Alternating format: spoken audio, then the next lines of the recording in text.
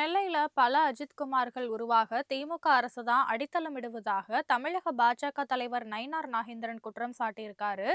இது குறித்து நயினார் நாகேந்திரன் வெளியிட்டுள்ள எக்ஸ் தள பதிவுல, நெல்லை மாவட்ட காவல்துறையால கடந்த 2 ஆண்டுகள்ல கைது செய்யப்பட்ட 217 பேரு கை கால்கள்ல காயமுற்று மாவட்ட அரசு மருத்துவமனையில அனுமதிக்கப்பட்டுள்ளதாக தகவல்கள் அறியும் உரிமை சட்டத்தின் கீழ் தெரிய வந்திருக்கிறது மிகுந்த அதிர்ச்சி அளிக்குதுன்னு குறிப்பிட்டிருக்காரு.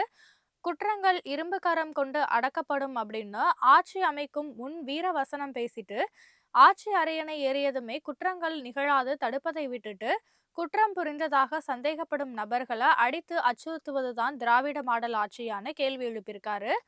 கடந்த 2023ஆம் ஆண்டுல குற்றவாளிகள் பற்களை உடைத்தால் நெல்லை உதவி காவல் கண்காணிப்பாளர் பல்வீர் சிங் பணியிடை நீக்கம் செய்யப்பட்ட பின்பும் இன்று வரைக்குமே நெல்லை காவல்துறையினர் பாடம் கற்றுக்கொள்ளாதது ஏன்னு கேள்வி எழுப்பியிருக்காரு. மக்களை காக்க வேண்டிய காவல்துறை திமுகவினர் குற்றம் புரியும் போது ஏவல் துறையாகவும், அப்பாவி மக்கள் அகக்கப்படும் போது அராஜகத்துறையாகவும் மாறுவது ஏன்னு கேள்வி எழுப்பியிருக்காரு. இப்படி தொடர்ந்து கட்டுக்கடங்காமல் குரூர போக்குடன் செயல்படும் காவல்துறையால மேலும் பல அப்பாவி அஜித்குமார்கள் பலியாக நேரிடுமே தவிர பொதுமக்களுடைய பாதுகாப்பு என்னைக்குமே மேம்படாதுன்னு நயினார் நாகேந்திரன் குறிப்பிட்டிருக்காரு.